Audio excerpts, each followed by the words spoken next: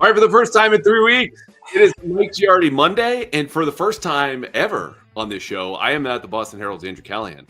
I am tonight just another guy in his mom's basement talking about, writing about sports, mother-in-laws, to be clear. With that, we, of course, welcome everybody back to the Pat's Interference Podcast, proud member of the arresting, articulate, animated, and astronomically good-looking CLNS Media Network, which is funny because I look like shit. And I know that I'm not sure my beard in like 2.5 weeks. My hair atop my head has been longer since I shaved it in the first place in 2020. And I can barely keep my eyes open, but I am genuinely thrilled to be back, to be watching some film, to talk some real football, even if, Mike, I think everything that everyone's talking about now has nothing to do with, the Patriots won in Cincinnati. It's the guys that they lost. What have you been talking about? What have you been thinking about today? Yeah, I mean, so I think from hearing from Mike Vrabel and sort of getting the reports that Will Campbell doesn't appear to be a season-ending injury, I think it, lightened the mood a little bit because, as I've said numerous times, I think of the positions that you couldn't replace that aren't including the quarterback, because as we all know, if you lose your star quarterback, you're screwed. Will Campbell was one of the 2 or 3 guys I felt like they just couldn't lose, and that's not to say Will Campbell's been an all-pro at left tackle. It just he's raised a level of play there, and there's a consistency where you don't worry about it too much over there. And even if he gets beat, he's had this ability to sort of rebound and play better. Go back to the Jets game on Thursday night 2 weeks ago, where I thought the first half he did not play good football. In the second half, he was kind of a beast. So that's the thing that I said, oh boy, if you lose that guy, we've lived the Vidarian Lowe experience, or do you try to shuffle around the offensive line? Like, well, how would you play it? And just getting that news, I think, again, we don't have a timetable on it. We don't know if he's going to come back and be the same player if he does come back this year, but just sort of that vibe made it feel a little bit better after what we watched yesterday. So I used to do a segment before I found a friend to do these Monday night episodes where I'd recap all of the film, and it was called What Would NFL Film Say? And the premise was, if this particular game that I just broke down all the notes and I got all the film and all the success rates, like how would the documentary crew looking at this season and documenting game by game, how would they frame it in the course of the season? Inspired by a VHS I had in 1996 of the 1995 Patriots, who went 6-10, but to me were the most enthralling thing I'd ever seen on a television screen. And when I think about what would NFL Film say about this game, again, you'd get the highlights and Marcus Jones pick 6, and that's cool. But it is very much the sense of what I watched basically right here, again, in my mother-in-law's basement, because I didn't go to Cincinnati to care for my newborn daughter. Mike Vrabel not smiling in his press conference. Mm-hmm. In fact, being a little snippy, which, by the way, Mike, when we talk about everyone talking about injuries, I don't want to go Walter White here. Just say my name. I was the guy. I asked you a lot about it. I wrote about it. Yeah. Doug Hyde asked about our guy, the offensive line and the continuity, but that's not everybody. I jinxed you. I also jinxed him saying they should win big in Cincinnati in this last episode. Anyway, it was the sense, though, of Drake almost being broken up on top of Vrabel's, whatever press conference. And the sense of you don't know what you have until it's gone. And it's not that Will Campbell and Jared Wilson are definitely gone, because, Rappaport says 4 to 6 weeks with the high ankle sprain, which I always caution is really a twisting of your lower leg bones. Yeah. Probably think more 6 to 7. But even just the threat of losing them, because you're absolutely right. Will Campbell on your list of irreplaceable players is behind Drake May, and there's not a big gap if there's a gap at all. That's how good this team is. And the pain of that being taken away is totally tied to the possibility of their Super Bowl hopes, which is what I wrote about afterwards. So that whole dynamic, it's unfortunate I can't say what it was like there, but that was my impression watching afterward, is guys who had won a football game and afterward looked like they had lost part of their season and part of their team, because they did. Yeah, and I think you saw some of the quotes that came out of there. Everybody's probably seen the Drake May. I love those guys. And there was a pause, and I love those guys again. And sort of clearly they felt like in that moment that there was a chance that Will Campbell wasn't going to be back. And there was a chance that the Wilson injury you're very good to you to point that out about the 4 to 6. And it's, that's why Mike Vrabel doesn't like to put timetables on these things, right? We went through the hamstring thing with Christian Gonzalez. You just never know how one person's body is going to react. One little setback. Maybe the guy's just mentally he has to be at 100% or something close to it for him to operate. You don't know any of those things, especially about these 2 kids on the left side. We're still getting to know them. They've been here since the end of April. and they've only played 12 games here. Well, Wilson missed one, but you get my point. So yeah, it's interesting, and I'm just kind of like the comments from like stuff that I wrote, and that now as we do the show live, it's like, oh well, they dodged a bullet. Well, yeah, they dodged a bullet that it's not a torn ACL. We think, right? Like that's great. Now you don't have to worry about off-season the surgery and the rehab, and then cutting into next season. But what's he going to be like when he comes back? If he comes back this year on the MCL, like one of his best strengths, Will Campbell, is what? He's a great athlete. He tested off the charts, and you've seen that at times this year when, he gives up the arm length or there's certain things but his feet move really well. So if the knee's not operating 100%, what sort of impact does that have in January when you're playing the best teams, which this year, through no fault of their own, they haven't had to play too many of those best teams. So the idea of dodging a bullet makes me smile. And to be gruesome for a second, they didn't dodge the bullet. It just didn't hit them right in the heart. Like yeah, you nick your liver, it's still not good. Like, yeah, this is still somewhere between just a flesh wound and the end of the Black Knight. Shout out Monty Python. Which is to say, again, I think you're spot on because it's not all sunshine and roses that you just suddenly aren't ruling these guys out for the season. And look, that is a good thing. I tweeted it today. It is terrific news that there's a possibility they could return here today. But there is the question, as you just said, okay, what do they look like when they come back? We saw Christian Gonzalez wasn't exactly the same guy, granted a different injury. But also at that time, is it the first round of the playoffs when you don't have any time to knock some rust off?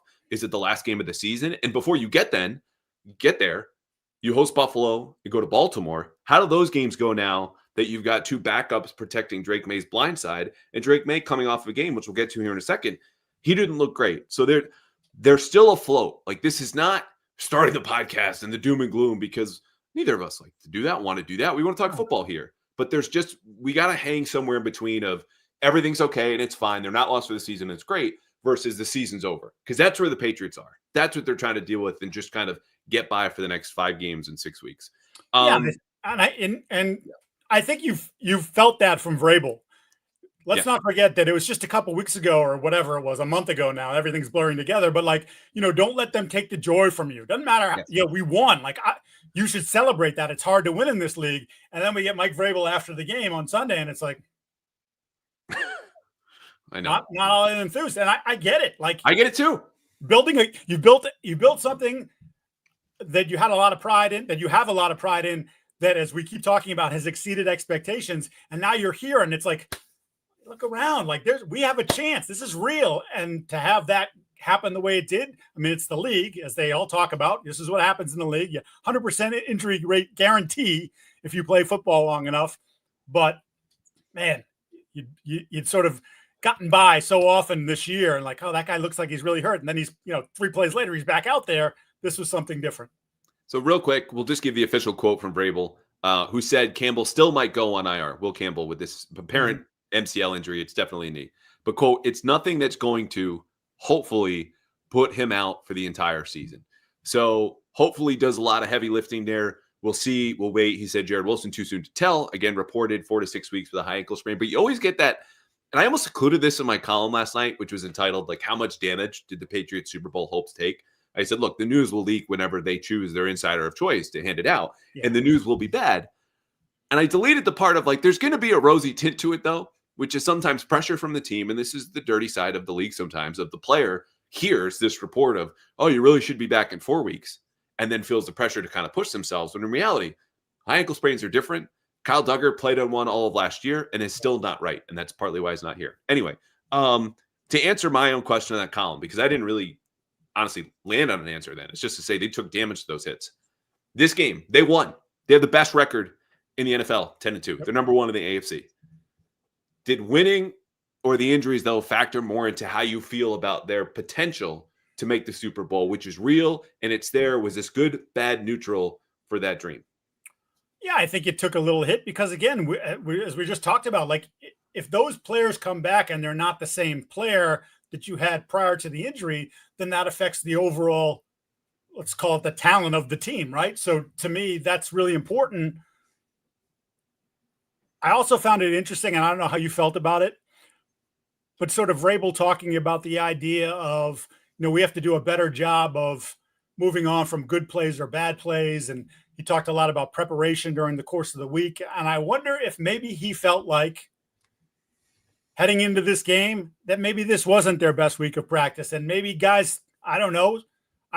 This is just me reading and speculating into it. Maybe guys started feeling themselves a little bit like, oh, we're 9-2. Like there's a lot ahead for us. And maybe he looks at that and says, I don't know if we were as great on our details as we need to be, because guys, the talent in the league is fairly equal. And you're not so far more talented than everybody else that you can afford to overlook those things. And the games that you are winning in the margins, you might lose in the margins now because of it. So I am curious about sort of when we get back in the locker room on Wednesday, sort of what the vibe is and maybe what the message that has been sent to the players. Yeah, I think they'll probably have righted the ship then. And we'll see, emotionally, right? Because Vrabel calling himself out, part of that is like, you have to, as a leader, be the first person to take the step towards the thing that you're asking for, that you're chasing. So if you're just sitting back and be like, hey, you guys all have to turn the page. If you're not there out in front of it or doing it yourself, your words don't carry any water, any weight. But Vrabel's saying that right after Will Campbell, who I have joked, and will do so again, is his love child from Louisiana that he's never had, because of how much Mike Vrabel loves Will Campbell and how similar they are. It was very interesting to me that quote followed this nugget from Mike Reese. Shout out our pal. That Mike Vrabel was not immediately outside the locker room greeting everybody after the game. And his theory was, or he suggested, Mike didn't report this, is that maybe Mike Vrabel was going to check on Will Campbell, which is totally understandable. But if he's lost someone he's close with personally and loves as a player and as a draft pick and is the first pick of his entire era here, that means Mike Vrabel emotionally has to turn around, not just for the team's sake and what he's telling them, but because it's going to help him do his job at a point where I can tell you this definitively.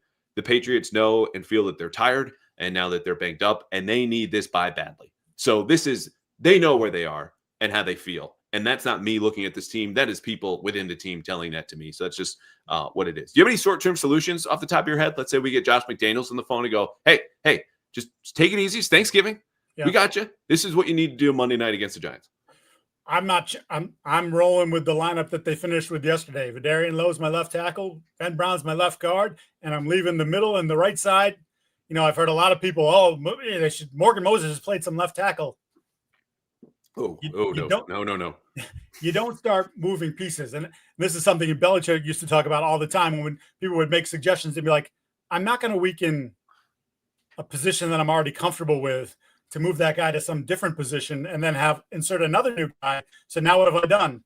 I mean, in theory, if everything works out, great, we're humming. But there's the real chance that you just weaken two positions instead of one. So yeah, I'm doing what you saw yesterday, Andrew, and I'm sure you saw back and you watched the tape. Like, all right, but Aaron, you're going to get a little chip help. You're going to get that. We're going to do some different things to try to help you out. And now it's incumbent upon the other guys to do their job. And maybe Morgan Moses, who's gotten a fair amount of help this year, at times, maybe you get a little less of that going forward, because the guy on the left is a question mark until he proves otherwise. I think I'd go a little tempo. We saw this in the second half, right? We're going to go into like what everyone missed from the film on offense and defense and, studs and duds. And we got dad pod and all this good stuff. I thought they'd go tempo more and earlier this season. And I understand there are a lot of moving parts and it's a new system, but I think when you can kind of put that stress on the defense and dictate terms, granted, you do need to sustain the drive. So if you hurry up and speed into a 3-and-out, it's like driving into a dead end. Cool. Like you got there very quickly, but you went nowhere. It doesn't have the same effect. I just trust Drake May now at the controls of this offense to go faster. And with a pass rush like the Giants that you need to neutralize, not just with chips or double teams or help or running at them. And they can't run, by the way. I thought they would go wild over Cincinnati. It didn't happen. I think you need to go tempo to tire them out a little bit. And that'll help with the quick release and the quick passing game. It's just one small thing, and they'll figure it out. They got an extra day this week. If you count Thanksgiving, maybe you don't. I don't know. But that's something I would look at. And you're right. The personnel can't change. Like that's just who you have. Yeah. I mean, the only thing I would say about the tempo is, especially in this first game back or first game with Vidarian and Ben side by side, I just wonder about the communication levels of that. You're operating quickly. I don't know. Is it better to be in the huddle and so you have 30 seconds to process this, that we're telling you what you got to do, and then you get to the line and there's calls made and et cetera? Or right to the line. Let's go. Let's move. That would be my one concern. But again, like I said, maybe that's just a 1 week thing. And if you know that this is going to be your lineup for the next 4 to 6 weeks, then that's something that you can incorporate because you start to feel more and more comfortable, you hope, with the communication between those two guys and the rest of the line. Yeah. Okay.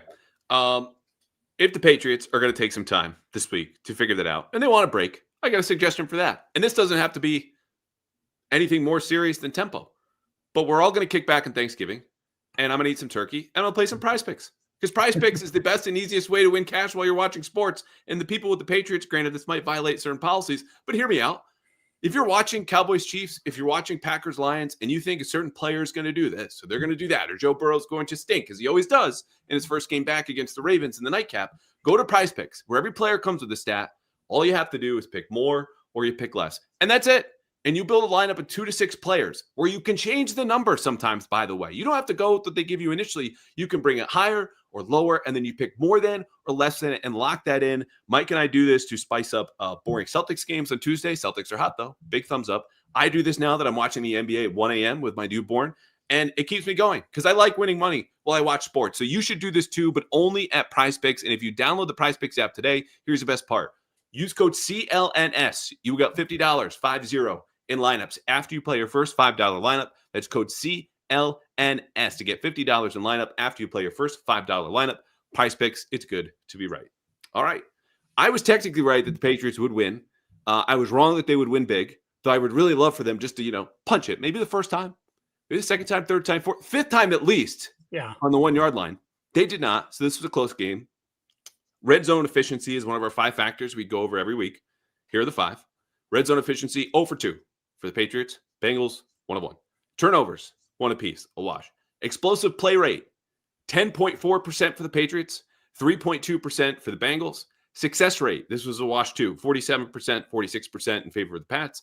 And the defensive pressure rate, very similar, about 32 to 31%, Patriots and Bengals. So this game came down to who's finishing drives better. The Bengals did that. And then you had the explosive play rate of who could catch up fastest, which was, of course, the Patriots.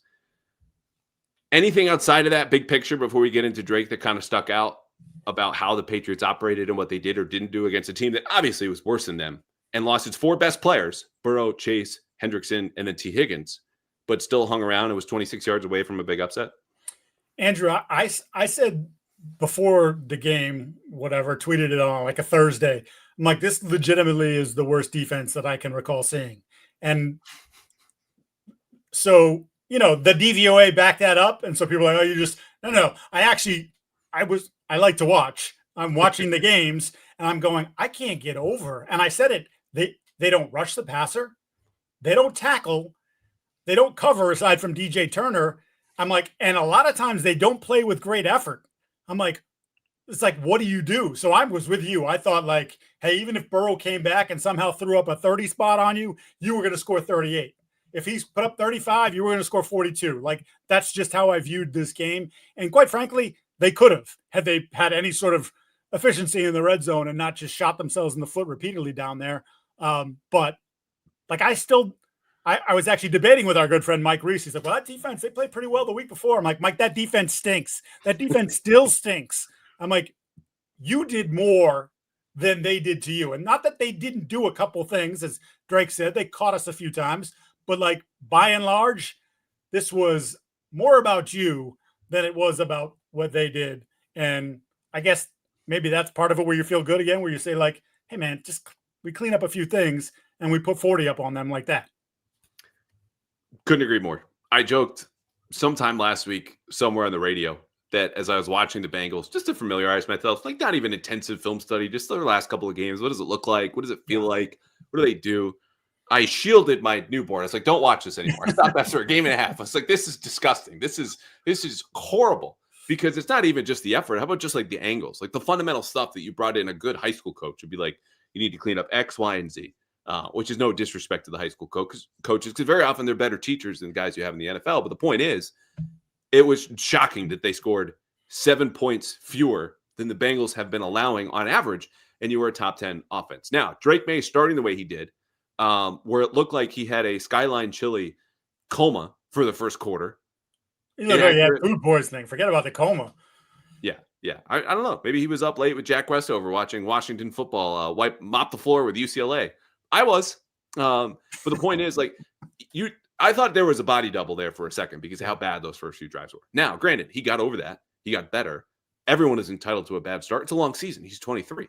But that played a big role in that. I think you get a little bit of juice if you're Cincinnati going, there's a punt, a pick six. That's exactly what you need for an upset. Yeah, so we've seen at various points this year, for as good as he's been, a series here or a series there where he looks a little rushed, or he looks a little off. That was a quarter and change of that. Even the drive that they ended up scoring their first touchdown on was a little bit of a roller coaster until the very end in terms of how he performed on the drive and some of the throws that he made and scrambling and fumbling the football. And luckily it bounced back into his arms. I don't know. I can't tell you. I mean, he talked about sometimes just like, you just got to let it rip. Maybe he was thinking too much. He did try what appeared to be a no-look pass to Trevion Henderson. Let's not do that again, please. Nope. That is the, speaking of which, as I talked about earlier, the ultimate in sort of like feeling yourself, that's feeling yourself. Well, maybe keep your hands above the waistline. You know what I'm saying? Let's not do that. So, it was a rough start, but much as we've seen this year with him over and over again is that he has the ability, and he has done it. If he gets into a little bit of a valley, and there hasn't been one like this since the opener, unless you want to talk about the 2 turnover game against Pittsburgh. There it is. Down 21-57, where he pulls himself out of it, and he did. He made some terrific throws again. Again, not a great performance, but enough. And it was telling too that, those first 3 drives happened, and that interception, I mean, there's a lot going on because they had played with an unbalanced line, and Ben Brown has split out outside the numbers. And you're like, did Ben Brown sip from the wrong Gatorade jug and some fan handed him a beer? No, like Josh McDaniels is trying to really displace this defense, which, by the way, he hit over the head again and again and again with play action, their highest rate of the season at 46%. But on that pick, it was really just designed to open up the middle, and down the seam goes Hunter Henry. We'll get back to the seam in a second, but he just airmails it. So the drive after that, after all these, hurried throws and poor throws, McDaniels goes very basic. Like it's Stephon Diggs in a snag route. You get this 2-man play action concept that Matt Collins hit against Tennessee for a big gain. Airmails that to a near pick. And it's not till 3rd down when Drake does what Drake does and just scramble against, I believe, man coverage, gets 6 yards on a 3rd and 4, 5 yards on a 3rd and 4. And then he settles in. Because then it's play action for 5. You get a check down, a run, an in cut for 12, and then you have the 28-yarder to Hunter Henry, which was under pressure. And that throw told me, okay, he's good. Because that stuff, again, has been the most impressive part of his development to me. Is it's not the degree to last year where he's under pressure, because he's invited a lot of this himself, and there's a little bit more control in that kind of chaos when you invite the rushers or you extend the play. But he's been under pressure more than most quarterbacks in the league and is still an MVP candidate. Once he made that throw, you knew he was fine. And when they play as much cover 1 and cover 3 as Cincinnati did, he just goes back to the seams. And even against cover 2 in that throw to Pop Douglas, which was an oh my God throw in the 3rd quarter. Yeah, and that's the thing about him. Again, there's a mental aspect to this, and there's a mental toughness to him. The physical toughness we've seen. He'll stand in there and he'll take these hits. We complain about it from time to time about taking too many, but there's the mental side of this too, where I think very impressive for a young quarterback to sort of have that mindset. Because I think, God knows, Andrew, we've watched a lot of bad quarterback play from this team in recent years. And then from the teams that they played when they were really rolling at I've seen it from the beginning to the end covering it, but like that second half of the dynasty where how many quarterbacks did they break? And you could see like the moment Zach Wilson, who's really physically gifted, like made a throw or two that was poor and they took advantage of. Sam Darnold, I'm seeing ghosts. Like they just, boom, it's over. It's done. Like you might as well just send them home. You put them in a body bag already. It's over. And Drake has this ability and has shown this ability to sort of like, okay, that sucked, but short memory.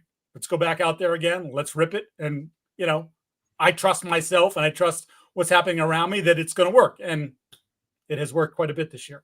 Do you think Devin Our guy Devin McCourty sends Zach Wilson gift baskets around this time of year. Just thank you for all those interceptions that he got just buying the deepest guy on the field. It was always week 2, those first couple of seasons, or week 3 or whatever it was. And he's just, yep, thank you. Like Devin was a vacuum back there for all the bad Zach Wilson throws, especially at the end. Oh, Zach Wilson. My good friend Will Parkinson. I tried to convince himself that Zach Wilson could be the guy.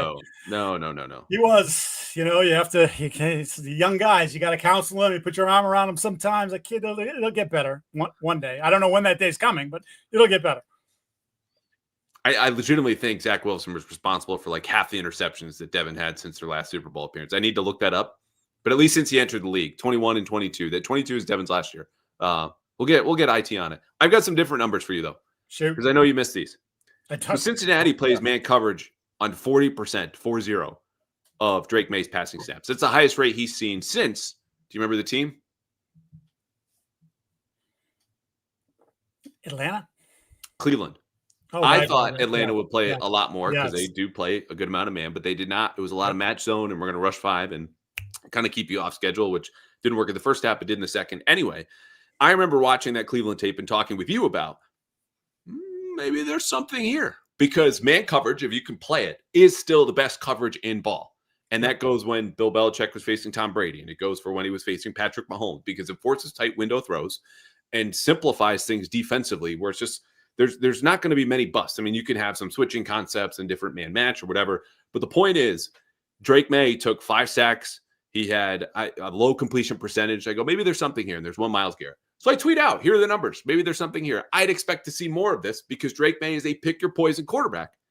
And thank God I have made a habit now this season of hitting mute on every single tweet that I send. Because if I want to go back and see what happens, I can go back. But if not, my phone is just not polluted with all of these things that I don't ask for. But that tweet got to the point where people were really insistent on saying, I'm going to quote tweet this and someone else replies, where they want to know, they want to tell everyone else how much they think you're an idiot. I go, okay, all right, that's fine. Like, I understand why he's number 1 in EPA. I think we should contextualize those stats against man coverage because bad teams who played man coverage play bad man coverage, but we'll see. So Cincinnati, to bring it back here, and this is not a victory lap because we still have a lot of season to go and good defenses, plays 40% of their snaps with man coverage. You know who had the most catches versus man coverage for the Patriots? Out of the 7 completions May had?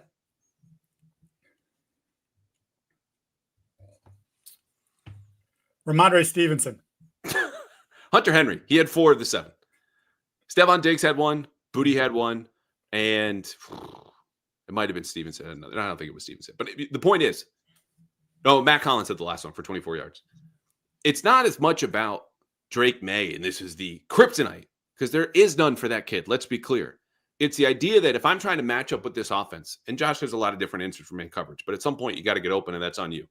If you feel good about an answer for Diggs, you probably feel good about everybody else too if you're one of these defenses, because Diggs had 2 catches total versus DJ Turner. Yep. And you can throw it out to Matt Collins, and I would too. But if you have a good contained rush and man-to-man coverage, there's something here that from the worst defense you and I have ever seen that I'm shielding family members from watching with me because it's bad for their health. I'm curious if teams with better personnel and better coaching go, there's stuff here that we might copy and paste later and put to better use if we've got the horses. Yeah, and that becomes the big thing. So I guess people at home who are watching this podcast and are really into this sort of stuff should now go and look at the AFC playoff picture and look at some of the teams that you think are going to be there and say, could Denver be that team? Surtain is healthy. Yes, they'd like to play man. They blitz. They do a lot of different things there. They're gonna play a heavy load of that. If Baltimore gets there, is that something that they would try to embrace in that moment? I think that's what you have to do now as you sort of look ahead. Like, this has been the better way to play this team, and teams have had better success. Again, they're not winning these games, but they're having better success in slowing you down. And I would just go back, like you said, this isn't the Drake May thing.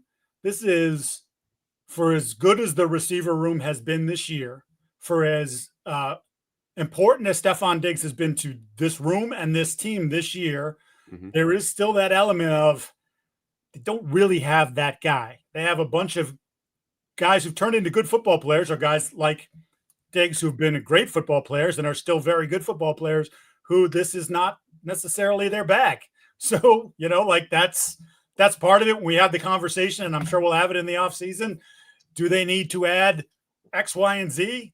Like, there'll be reasons why. You say, like, that's still probably pretty high up on the list of things you want to do. Was that pun on purpose? X, Y, and Z? I would like to take credit for that, but that's just pure fatigue, and just I rolled into that one. That was you wanting to jump into dad pod already, because now I can tell all the bad jokes and no one can get mad at me. Though you still will. As we text with Reese just to loop him in so he can pile on. Yeah, look, again, I don't want to make a big deal out of the man coverage. It's just to say that the Browns held the Patriots to 9 points through that first half. And it took some turnovers and some big plays, which they made in a long May scramble, which is the biggest antidote, where he goes, fine, you want to turn your back to me? To me? I run 4-6? Cool, thank you. Right. It's about that contained rush, but teams are getting better at that against May. So it's just something to file away, because we've seen it now a few times work better than most teams. And you're not making a big deal out of it. You're just, I say this all the time, and I do it whether they're good or bad, but like, you're there are things that you have to look at big picture wise and say, like, if this is a good football team, this is a team that has real aspirations to do something, what are the things that might be a problem for them when the games matter the most? That's all. Yeah.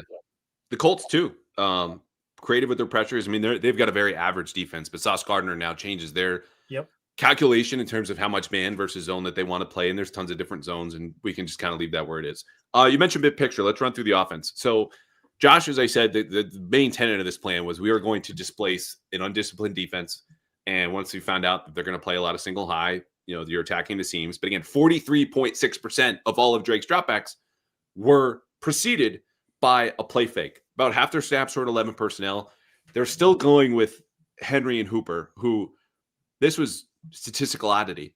The Patriots had a very low success rate, 36% from that 12 personnel grouping, but a higher EPA per play, meaning when they hit on those plays from that grouping, they hit big, but they were much steadier, 54% success rate from 11 personnel. Not so great when they went bulk, 0% in jumbo, 22%, forget about it. 10 personnel, Josh gave me one snap, thank you. I was asking for those short-term wrinkles against the Jets. Keep them. Yeah. Don't forget them. This is not a one-time deal just to get away because Austin Hooper's hurt before a Thursday night game. It didn't work because that was the QB hit that he took on a stunt that Ben Brown gave up on that first drive and ended whatever. They went run heavy on first down. Again, didn't work. I don't know. Aside from all of that and the fact that they still couldn't really run the ball, and this wasn't even, they're not efficient, but they're explosive. No, there was none of that. What stuck out to you as far as the plan, or you could go dive into some player stuff? Let's just dive into some player stuff because I think you handled that pretty good there. Yeah. Look at that. See, I miss you, man. I miss you. Like, a lot has happened since you've been gone. You had a baby, or your wife had a baby. You played some sort of role in this.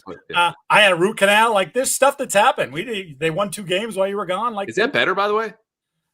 It's interesting. I find myself constantly sort of, it doesn't hurt as much anymore, so that's a good thing. But yeah, I don't recommend that for anybody. Ramondre Stevenson, where you were just talking about run game, very in his return. And I thought, whatever, you missed some time, so you're going to feel your way back. I thought he actually had some problems identifying where pressure was coming from, and that's obviously been a strength of his in pass protection. And I would expect he was good at it before. I expect he'll get back to that level, but I just didn't think it was very good in the game. And Vidarian Lowe, who we mentioned off the top, who got the 30 snaps in place of Will Campbell. I charted it today for Boston Sports Journal. It was okay. I mean, it wasn't great. It was okay. Like, and he became such a whipping boy last year that he was bad. But there were games where he wasn't, where he was like, okay, that's a workable piece on an offensive line. Not a starter, but if I had to be playing for a game or two, as we talk about with backups, like, I could live with that. And I thought that's what you got from him yesterday was I can live with that. It's not going to be perfect. There's some limitations there, but it was good enough that I'm not like, oh my God, we got to scrap the whole offense. And it was okay. Yeah, Stevenson was the last note I had on my film review tomorrow for the Herald. He had 22 snaps to Henderson's 46, I think it was. Yep. And just little juice. And he didn't have a whole lot of rushing lanes, but the things that you're out there for. And Cincinnati, Geno Stone specifically would move after, Stevenson declares like, okay, he's got the A gap. And of course, they're always working inside out.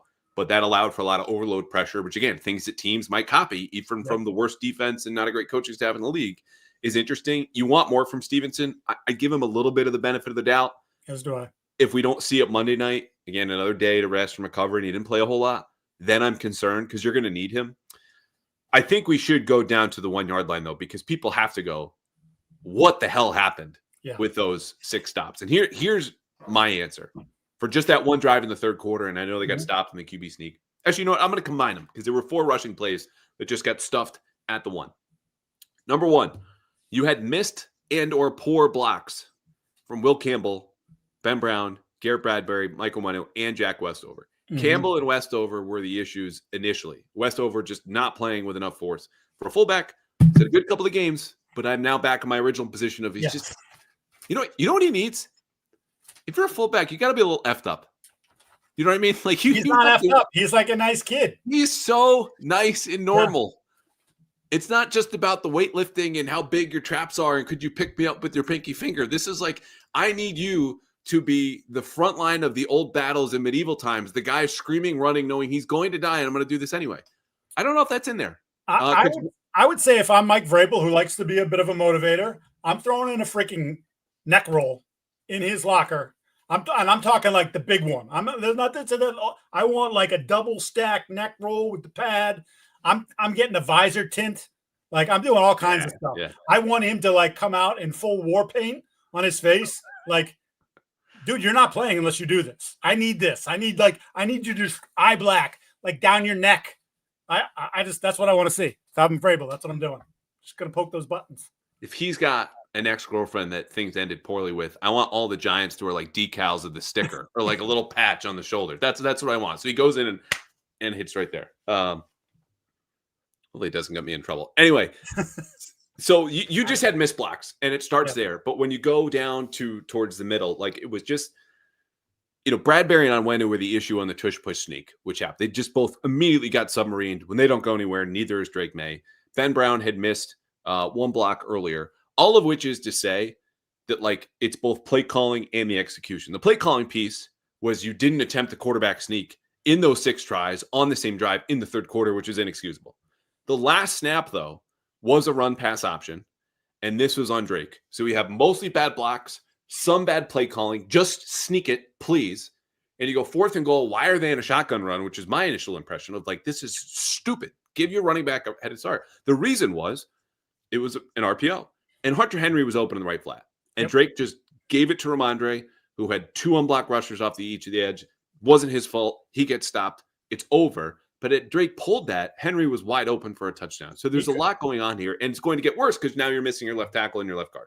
Yeah, and he could have, the heck with even throwing it, he could have probably kept it himself the way the ends crashed on that play. So, yeah, that was definitely and Vrabel talked about that. He said, he was like, yeah, we could all do a better job. And there was like this pause. That was because the question was directed about like, could Drake have done something to help you out there?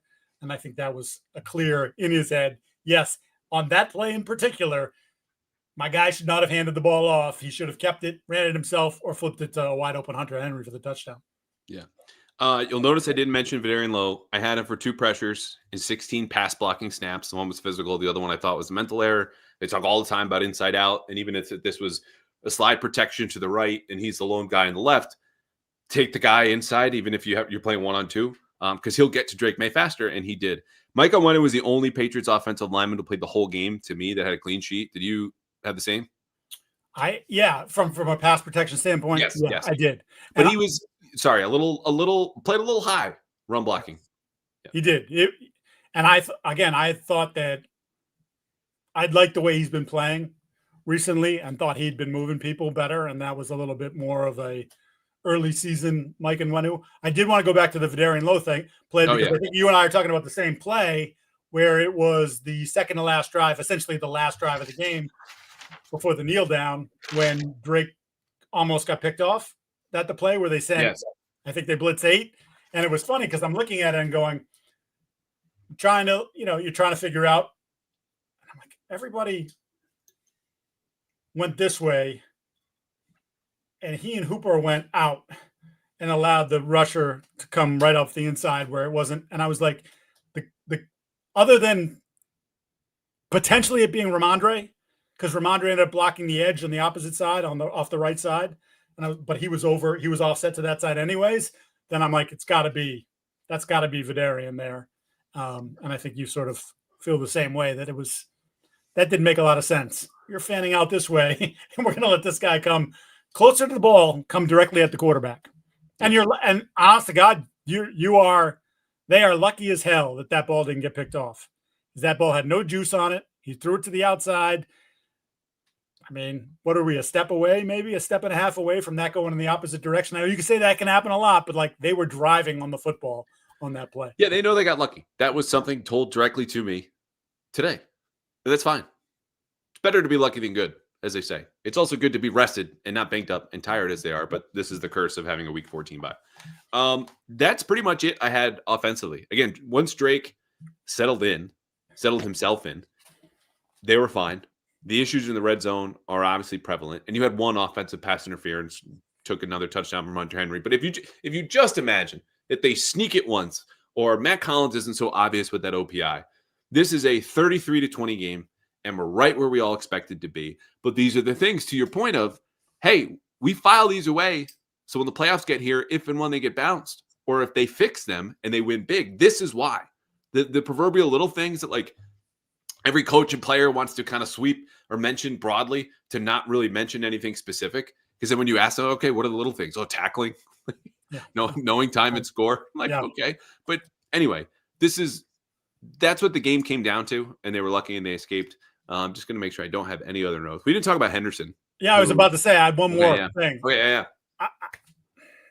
So early in the year, we talked often about, was he moving too fast and not having enough patience and letting the block set up and letting that, like, just that split second more to let that hole go. And then with your speed, boom, you're going.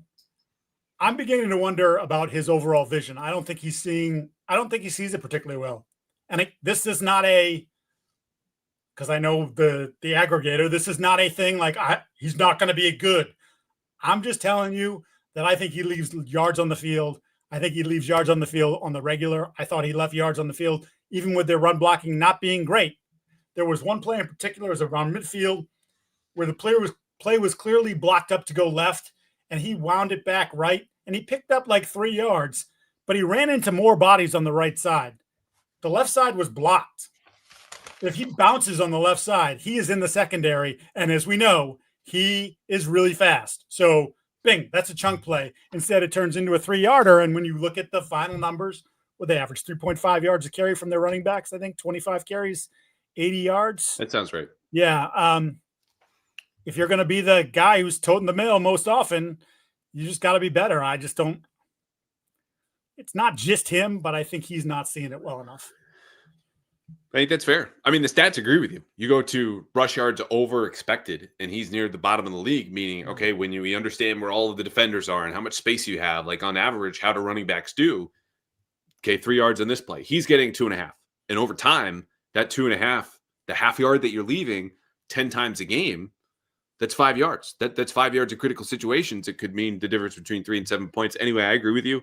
I don't know how much there is to fix now. I think one of his best runs was early. It's outside zone. They're going right, and it's a simple read, and he got in there and got 9 yards. Yep. I was like, okay, here we go. Because Josh opened with a heavy run script and then went to the play action, which was just like whack-a-mole the entire rest of the game, just as much as they could. But, yeah, it's underwhelming. And it's a bummer because he showed progress. Carolina was bad. I want to say the Saints, and then they played Tennessee and came home for Cleveland. It's a good stretch for him. And then, of course, all the numbers follow after that. Again, the little things you file away, say this is improving, and then boom, he takes off in Tampa Bay. And then now we're back. You feel like we're back to the same place. I know. All right, that's it for offense. There are a couple of cool play designs we could get into here, but we don't have the visuals, so I'm just going to skip over it. Shout out a fake screen to Pop Douglas that instead goes to 14 yards for Hunter Henry. Very nice. Very good answer versus man-to-man. Defensively, we could watch Patriots football for 10 more years. I don't think we're going to see a simpler game plan than what they had for Joe Flacco, who Mike Vrabel said. It just further evidence that what Mike Vrabel says at the podium is exactly what he thinks and how he feels. Because when he doesn't want to tell you anything, he'll say, we're not getting into that, make you feel bad about it. They played nickel basically the entire time except for situationally, meaning at the end of half and at the end of game. There was like one snap of base defense, whatever. They played zone 75% of the time. It was pretty much an even split between single high and two high. And, not a ton of match quarters, but some cover two in there. And they didn't blitz until the very last drive. Yeah. At all. No blitzing. You could almost hear the tire screech on Zach Core taking the defense and making a hard pivot with the game on the line going, we had 4 pressures going into the fourth quarter. We're not getting home. And then one of those plays in the last drive, as I tweeted the mention in my column, you had Anthony Jennings, Elijah Ponder, Corey Durden, and Braden Swinson as your entire pass rush because that's where we are with all the injuries. Anyway, the reason for not blitzing and the reason for playing mostly soft zone was that Joe Flacco loves to check the ball down. He's 40. He doesn't want to get hit. He just wants to take a profit and move on. Marcus Jones knew this when he had the pick 6, and that worked out really well. But when they're still going piece by piece and you give up a touchdown, you're gone. You need to force the old man to throw the ball, and it worked out for them. Though you and I agree, I think Marcus Jones still wanted in Cincinnati for 15 yards and a defensive pass interference penalty. Yeah. I you talk about all that stuff, Andrew, and one of the things that I was thinking as I was watching, because I'm charting the same thing, and they're a nickel. And as Chase Brown is starting to accumulate more and more yards, I'm like, okay, I understand that you are, at this point, I think down Tonga as well. Milton Williams obviously not there to start, and you don't have Jelani Tavai in the game. I'm like, but you played Jack Gibbons a fair amount. Can you don't want to go Gibbons, Ellis, Spillane out there? You don't want to try something different defensively to maybe turn this run game back into, what you've done to a bunch of teams earlier this year, which, by the way, the last couple of weeks you've not been able to do. And I think we started to see cracks in the run defense against Tampa. And I think it's kind of gotten progressively worse since. And I asked Rabel about it today, and the answer was build a wall. Build, pretty much. Yeah, well, you got to set the edge, and you got to tackle, and you got to swarm, and you got to build the little a wall. things. Yeah, no. Yeah, it's fair. Look, I wouldn't want to give an answer on a No. Clearly, you're not going to say like, No. "Hey, Eric Gregory got blown off the ball 9 times in this game." Like, not going to call the guy out like that, but like that's sort of what's going on. But I did wonder at some point, like,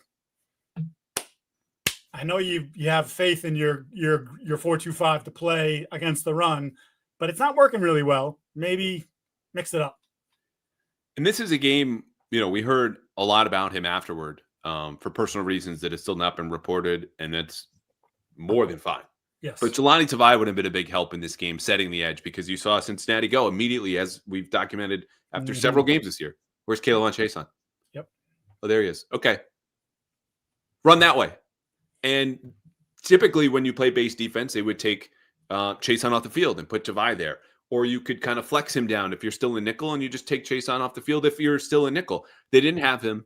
And then one of your better edge setters, believe it or not, becomes Marcus Jones, who is now playing behind a Chaisson or Elijah Ponder, who's out there. And it's just not going to get it done. Harold Landry, though, still an Iron Man, had the 1 sack. 4.8 seconds, by the way. Timed that on my phone today. Did it twice just to make sure I was right. Discovered sack. Anyway, the reason that run defense cracked, at least on Sunday, and there are a lot of smaller answers and probably some schematics, they've got a soft belly now with this defense. Milton Williams is out. Tonga, we'll see. But Corey Durden played 55% of their defensive snaps. Jeremiah Farms, who just got promoted, old friend Farms, 31%. And Eric Gregory, 28%. They all got pushed around at one time or another. And so did Christian Barmore, who, we could do this now or we could do this later, is having one of the weirder seasons I can remember. And again, I've said, it's hard to say it's underwhelming because I've never recovered from blood clots twice in the last 16 months. I don't know what's to be expected of him, what's fair and what's not. But anyway, to just resolve the run defense point, this is going to be similar to the offensive line, but better, obviously. And I think you just have to wait for the cavalry to come, because there's only so much you can do unless you want to play base. But then if you get thrown on playing base, that's giving up a 20 to 30-yard pass versus the 5 to 6-yard runs that you get dinged with in nickel. Yeah, just so often I mentioned Gregory because once again, if you look at PFF grades, I don't know. Like, I just kept seeing the guy getting pushed out of the hole. Like, we're running at you. You're on roller skates. You're 5 yards. You're hitting linebackers. You're picking off the linebackers for us because we're pushing you back. Jeremiah Farms, we know what Jeremiah is. That's not his game. But like when he was out there, he they ran it at him, and they ran at him good. Like they didn't have the brawn to sort of hold that up. But I love the Barmore point. We might as well just get into it right now. Well, can I give you one more? Because yeah, go ahead. I spent a little bit of time on this last week with Brian Barrett and didn't spend enough time. Maybe it was the episode before. Cincinnati's run game is really good per any advanced metric. You could pick one, throw a dart, and it's going to say top 5, top 7, top 8. Chase Brown's really good. There's something there, and it's not just that they're facing light boxes because you've got Jamar Chase on one side, T. Higgins on the other side. They didn't have Jamar Chase, and they still got 100 yards. The first runner against the Patriots all season, Chase Brown had over 100 rushing yards. So this is a good run offense. And frankly, by the way, it's okay. Like the standard here is obviously not perfection. It's not even like your typically great team to make a deep playoff run. Okay, the Patriots run defense cracked. Fine. There are so many teams that have even won the Super Bowl with crappy run defenses.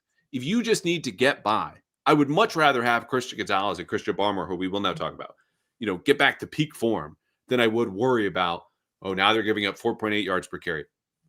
You stand tall in the red zone, I don't care. Red zone, obviously an issue, bad example. Right. But my point is, this is, in today's NFL, not going to kill you. You just have to manage it. So, all right, Barmore. I like the way you described it because it's been a weird season. Like slow start, but not terrible, and you understood it, right? Because as you just said, coming back from blood clot, who knows? They managed him all summer long, as they should, which I assume is part of the whole plan of keeping him healthy, the important health going forward. And then he had a 4 or 5 game stretch in there, Andrew, where, that's the guy. That's 2023 Christian Barmore. That's the guy you wrote the big check to and said, here's the most guaranteed money of a player we've drafted since Tom Brady. Like, you get that. You deserve that. This is what we're doing. And then we had the weird 1 quarter absence in the Atlanta game. To his credit, he came out like a bat out of hell when he was removed, put back in the game, removed off the bench, put back in the game. Single-handedly ruined an entire drive in that game all by himself. It was like he made the play on first down, second down, third down. Like, that's that. And then since, back to sort of what we saw at the beginning where, last week he got his first sack, and it was, a great moment for him because it's obviously the first one since the blood clots, and get him back in there. And I'm like, he didn't play very well. And he didn't play very well yesterday. And I don't know. And he was as animated this week coming into the game as I've seen him all year, because we've talked about this sort of him with the headphones on and sort of on his own program or whatever you want to call it. And this week he was chatty and zinging guys back and forth, and you felt this energy. And I talked to him briefly, and he's like, we're going to be good. We're going to do this for Milton. We're going to be good to go. Don't worry about it. I got this. And then he didn't, and they didn't, in terms of replacing Milton. And this isn't even about Barmore specifically. Like, the oddity of the season, and I got a stat here I'm going to give you in a second. What this is really about now is what this means for the whole defense, because it's late November. We know who everybody is as a team. Contender, pretender, stuck somewhere in between. The Patriots obviously need him to replace Milton Williams. But if you want to be a defense that not only continues to improve, and I asked them to flex on the Bengals, and I would say, they probably didn't, even though they gave up, I think, 13 points in this game. If you want to know why a defense, or an offense for that matter, is not there's something missing, what's going on? Why isn't the run defense as good? Why is this living up to its potential? Just ask yourself, how are the best players performing? And if the answer is not consistently to or around their typical level of play, there's the answer. It's very rarely a consistent schematic issue, which you would find and then get fixed. And sometimes it happened, but this is a well-coached team. Christian Barmore, on the other hand, has not consistently played to the level that we've seen. Again, perhaps to be excused, who knows? But here's the stat. In the last 7 weeks, how many times do you think he has had 0 QB hits? 6. Correct. He's had 1 game in the last 7 weeks with a quarterback hit. And again, that's not a perfect stat. It doesn't capture everything. Again, you're disrupting plays and you get hurries. But it speaks to the point that we've been talking about where there's this pressure total. And you go to PFF or you go to my numbers or your numbers, whatever, cool. You will find a disproportionate amount of those pressures, even understanding you're going to have more hurries than you will hits and certainly more than sacks. It's just a very soft pressure rate. And he is, as you said, a bat out of hell a bull in a china shop when he gets going. Physical, explosive. He's just not affecting quarterbacks the way that you need as one of your best players. And now with one of your other best players sidelined for the next 3 games.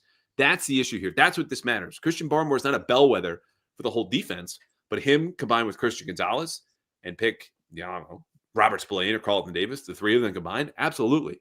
And if they're not all up to snuff, well, why do you think the defense would be?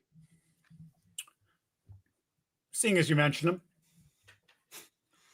how do you feel about Christian Gonzalez and how he's playing? Well, can we do a positive one first? Because there's one guy in there who just made my night after the game. Carlton Davis, okay? That man, how about this first stat? Doubled his pass breakup total for the season on that last drive. Yeah. He came into Sunday with 3 pass breakups, and I'm writing in my 53 thoughts on 53 players. It's not like underwhelming, but it's close. He's got 6 now, and that kept them alive on that last drive. Where granted, okay, you can say, oh, he's only guarding so-and-so or Mitchell Tinsley or whatever. Mitchell Tinsley scored a touchdown on Christian Gonzalez, by the way. We'll get to in a second. And then Carlton Davis tells Doug, and I don't know who else was there because Doug sent me the quote and I write it up and, we work on this together, teamwork.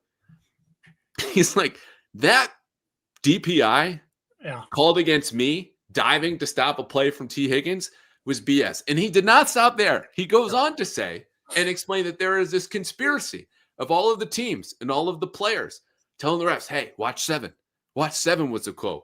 And it made him mad as fuck. All due respect to everyone now driving around with kids that are much older than mine who can understand what I just said.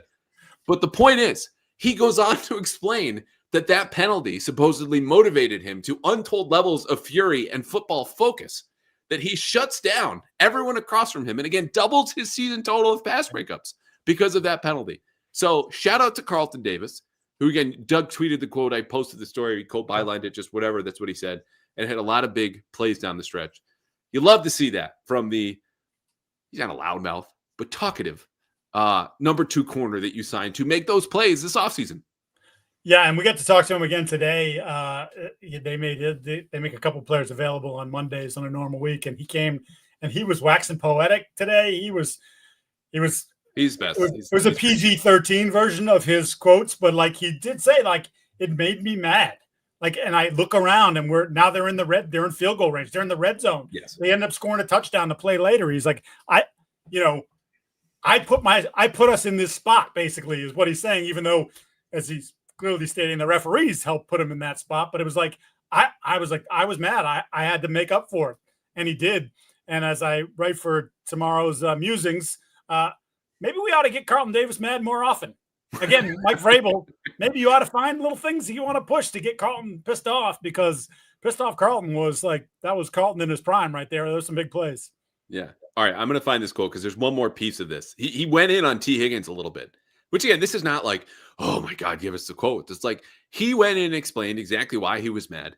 Again, all right, we're going to tone this down a little bit. That ish was BS because he's talking about T. Higgins is a bigger receiver first and foremost, and he's a physical receiver. And if you ever watch his film, when he's on a go ball, he's constantly trying to create slight separation. So I could turn around and play the ball.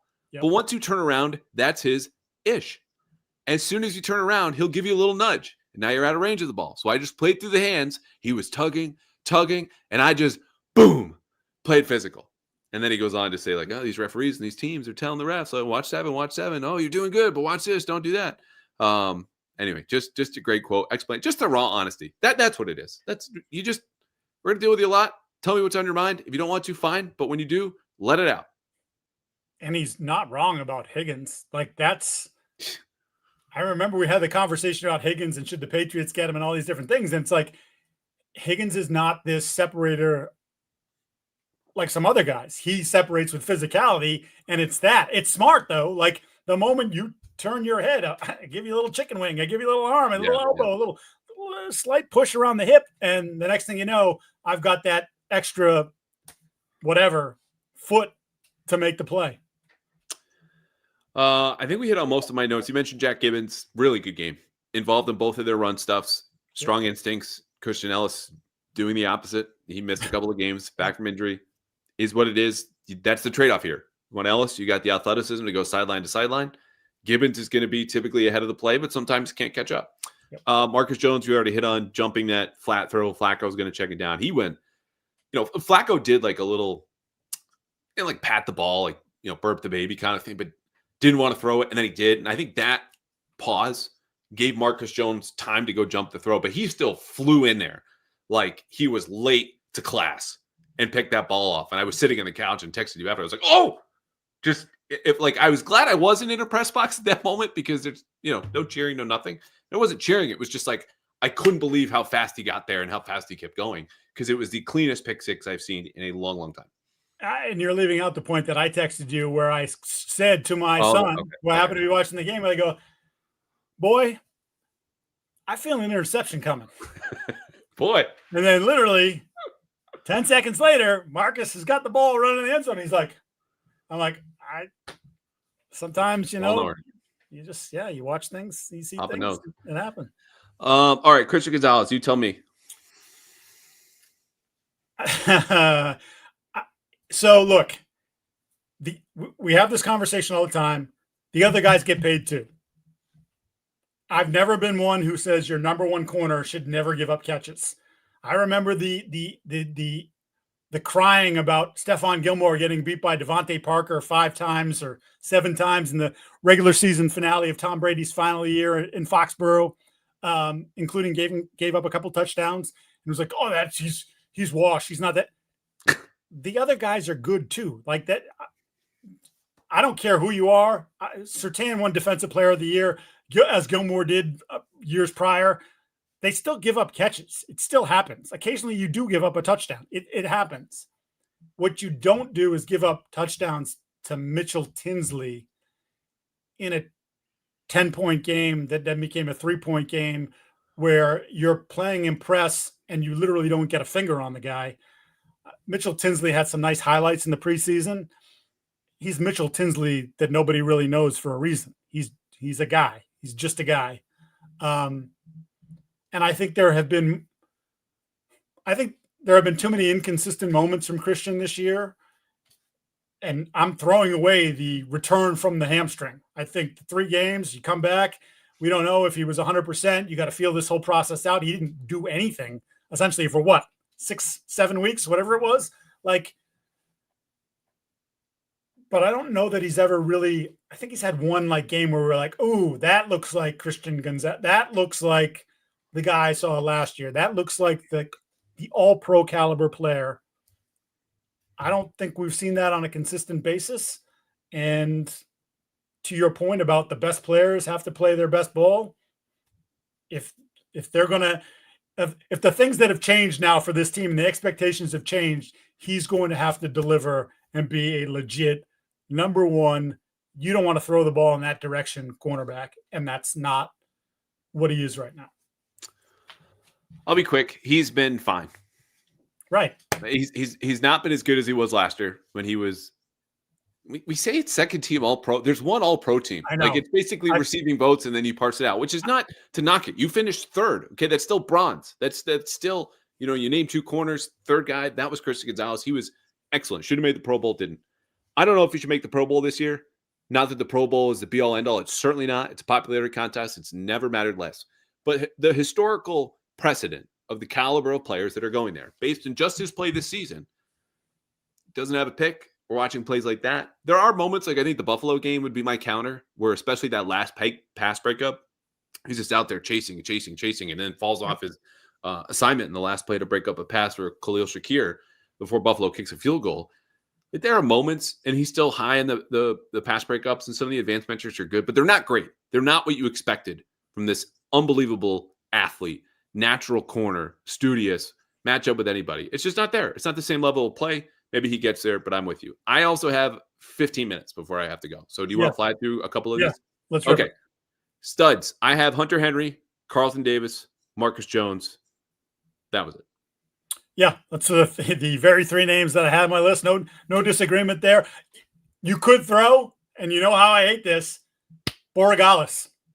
Oh, no, that's a great one. It's a great one. Glad you brought it up. I was ready to shoot him to the moon after week 2, and they stuck with him, gave him a game ball, and he's rewarded them. He's missed one field goal attempt since then. Yep, since the opener. He's also made all of his 50-yard field goals this year. All three of them, Miami, Buffalo, and Cincinnati, in the clutch, meaning last, I think, 2 minutes, if not 3. Like, that's time No and place. doubter, no doubters too. Like just he nailed it. Duds. So I just generally put run D and run offense. I think both of them were struggling, but if you want to be specific, I thought Gregory really struggled in limited reps. I mean, again, he's a backup, but I just saw him get moved around. I thought Jeremiah Farms got moved around quite a bit. I think Corey Durden, who's had a really nice year, was a little bit out over his skis in this game as well. From the run offense perspective, Bradbury, Ben Brown wasn't great. Yeah, it's broad brushing, but the run blocking and run defense is just what it is. We could do coaches, but I don't know. Like, it just, I think we all know what happened and why it did. And it's late and they're tired and they're banged up. But it's not an excuse. It's just what it is. All right, this is the point where things start to enter my brain and fly out. So we really got to wrap here because I had something that was going along with the duds. And now I'm going to put myself in the dud category for just having a thought I couldn't hold on to for a split second. Okay, we have Dad Pod and Okay, Let Me Have It. Since we just talked about him, I'm going to lead off with Okay, Let Me Have It. Yeah. Say the name of the player who wears the number 0 for the Patriots. So just say his name. Christian Gonzalez. What's the last name? Gonzalez. There's something there that's irritating me. And for the folks who are new, this is a segment where Mike just has to listen to me bitch about him to his face. And then once I'm done, it's his turn to pull something that I said that he didn't like from earlier in the episode. It feels like that should be an umlaut over the A or something going on. The way that you say it is just a little bit different. Christian Gonzalez. Gonzalez is a common enough name. I think we understand how it's said. You want to add in an AE or whatever it's called in there. I don't know. Gonzalez. You got someone in the chat who agrees. Yeah. Well, I'm right. You guys, get your ears fixed. Yeah. All right. Let me have it. I have literally been staring at this off and on throughout the program. It's the hair. Just a little bit of fuzz. Yeah. You tilt your head, right? I'm like, look, I get the baby. I get you. You're out. Just let's take care of it. That's all. That's all I'm saying. Just present yourself. I don't mind the beard. I think the beard's all right. It's what's going on up there. It's bugging me. You're right. I'm going to wake up at 5 a.m. tomorrow so I can drive to Waltham in 98.5 and do my 1 hour and then drive back to Connecticut. Oh, where I'm at my in-laws. And I'm going to shave my head at 5 a.m. before I go because the YouTube folks deserve a better version than the folks on YouTube are getting right now. Right. They expect a certain level from you, Andrew. That's all. Yeah. All right. 10 minutes. And when we got mailbag questions, we got some good ones this week. Dad Pod. So this is the segment where I'm just going to tell you, not the horrible stories, but I'm learning. My daughter's 16 days today. I have a little alarm that goes off every day at the exact time she was born as a reminder, because this is the best thing that's ever happened to me. But I think right now, I don't remember the Christmas movie because I've never seen it, but I know there's a thing where if you say the person's name or a word 3 times, they appear, right? Night before Christmas, something like that. Yeah, isn't it Beetlejuice? Beetlejuice, yes. Yeah, okay. Thank you. I was like, they just did this last year and I never saw it. And DJ Bean drew a picture of Beetlejuice on BST once and we showed it and I didn't know what was happening. If you said blowout 3 times in a row right now, I think I would appear. Wherever you are and you need something cleaned or changed, I'm there. Because my daughter waits for when I get home, waits for when I wake up, when it's my shift, because I'm doing the 9 p.m. to the 3 a.m. splitting with my mother-in-law, who continues to be a saint. Again, I'm in her basement talking about sports, have been, and sitting here writing all day. She just waits every single time. And then last night, again, when I start my shift, watching Sunday Night Football, I finished writing a column, a couple of posts in the Herald, and talk with Doug. What are we going to do tomorrow? This and that. So 10 minutes go by, feed her a bottle, and I'm just talking to her because our pediatrician says, just keep talking to them. Sooner they'll learn language. Got Rams Bucks on. My father-in-law's there. Go look down, and she's eyes closed, very content. She's fed. I think the Rams are the best team in football. And no sooner do I finish the word football, does she, like she was auditioning for a remake of The Exorcist. Just the bottle spit straight back at me, all over my shirt. Like she was also this closet 49ers fan who was really upset with my praise for the Rams. And And then we just sat in her spit up and watched the rest of football. No, I changed and we're all good. And then I don't even think I watched the second half of that game. I couldn't tell you what I did. But that's my dad pod for the week. So my 22-year-old and 19-year-old are back for Thanksgiving, which is very excited to have those two knuckleheads back in the house. I don't have any throw up stories, at least not yet. My son, who wait knows? till Wednesday night. That is your high school friends. Although he's got to go to his grandparents' house on Thursday. Yeah, you can't. You got to be careful there. But let me tell you, as someone who was 22 or 19 more recently than you, it does not matter. I will be going out, and yeah. So I haven't had to deal with that just yet. So, and if I do, I'm going to be pretty annoyed at either one of them if there's any sort of vomiting issues. I will say, so you get the blowout thing, and I texted you this. You don't even know. You don't even know what it's going to be like when you start feeding them real food. When you get the little Gerber baby thing, and you give them, because you got to try. You got to sample all these different things. They did the ground up chicken and the pork and all these different things. When they start eating it, and then they crap it out, and you get the aromatic blueberries along with the aromatic poop, and they're all one, and it's just gonna be. There was a few years that I didn't look at blueberries the same way anymore. I'm like, I don't think I can do this. I don't think I can have a blueberry. That's what I'm saying. Yeah, my sister has a 1-year-old and she's eating solids. And we're gonna get to your mailbag questions here in a second. And I get the same thing. I'm like, I don't know. Like it's not so bad. It's just that the timing is comedic, in the way that I'd be like, oh, is she kicking yet? And I asked my wife, who's not thrilled about people just like putting hands in her stomach when she was pregnant. My daughter would always stop.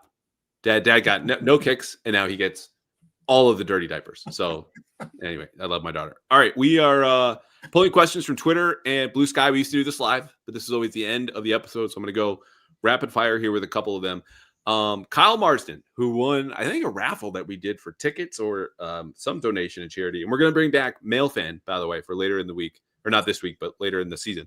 Anyway, Kyle asks, first off, how far down did you sink in your chair when Vrabel thanked the media for mentioning injuries last week?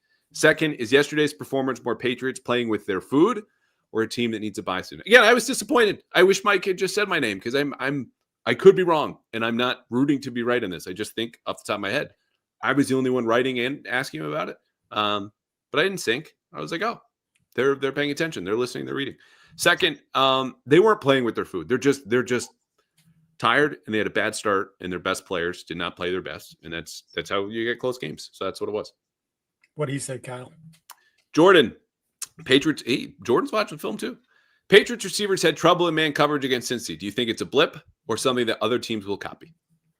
Well, we talked about it. I think if you have the personnel to do it, you'd be wise to do it. If your defensive coordinator and the coaching staff they're on it, then they would do more of it, because that's an area that thus far, in the sample sizes that we've been given, the Patriots have been less efficient against. Kenny, whose questions always indicate he's watching his film. The Patriots seemed to work more at a shotgun yesterday than normal. I can't verify this, but we'll continue. Drake does his best work under center. Again, cannot verify, but I would if I had 5 minutes. Do you think that had more to do with the injuries in the O-line? Can Drake adjust if they do need to play more from shotgun? So do you think that's a wise idea? I think that's the best way to put it. Moving forward, do you think it would be a good idea to keep Drake more in shotgun?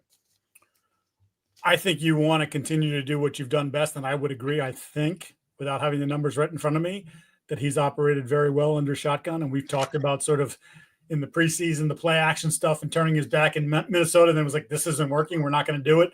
Well, he quickly fixed that problem when the regular season came around. In fact, to the point where we've been crying for more play action, and they gave it to us. But I would say that what you're probably going to see is, until Drake feels comfortable with Vidarian as his left tackle, that he might be in shotgun a little bit more.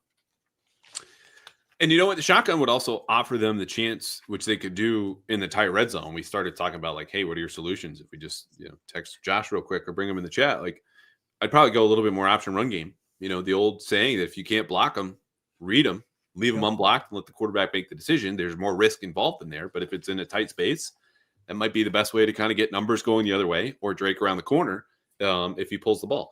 Lawrence, hey, Andrew, what can the Patriots do to help their lack of physicality? calling them out on both sides of the line of scrimmage? I don't know. They're not from an offensive line perspective. They aren't the most physical group. It's worked. Yeah. It's worked just fine. Like it may impact sort of the level of run game that they could have or have thus far, but in general, I think they've done a pretty good job up front. I'm not going to get like crazy. I don't think they're perfect. I don't think they're a top 5 line, as some people had metrics that were backing it up just a couple of weeks ago. But I think they've been pretty good. And defensively, I think they're plenty physical. I think Harold Landry will stick his face in there. He's not the biggest guy, but he will. We certainly know that Milton Williams does it. I think a lot of the backups, the guys that we've seen, the Durdens, like they Tonga, certainly, that's a physical group. And Kayvon Chason is physical. He's not a very good run defender, but like in terms of, I don't think he shies away from contact. I think he kind of embraces it. Yeah, he's played more with power as a pass rusher than I think ever before, and it's really, really paid off. I think where this shows up is when they go heavy on offense and bulk up an extra running back or an extra, Jack Westover's hanging out or Austin Hooper's there. Those personnel packages are not efficient. That's what it is. Those are setting up explosives down the field when they're running play action. So you'd wish they would play with a little bit more force and verve. It's not effort, but just some push. And their guys aren't doing it. That's a personnel decision, right? Right. You made a choice that like, we're not going to get a real fullback. We're going to turn Westover into the jack of all trades. We're going to live with that's another pun. Yeah, that's another pun by you. Look at me. We're going to live with Hunter and Hooper because they're really good receivers and trustworthy players, even though as run blockers, they've never been plus run blockers. So the end of that point is just to say offensively, like I don't think there's anything there. Defensively, though, I'm not concerned either. Like you could play with more base, and I think those are violent young D tackles who just kind of get moved around. So it's the answer is rest.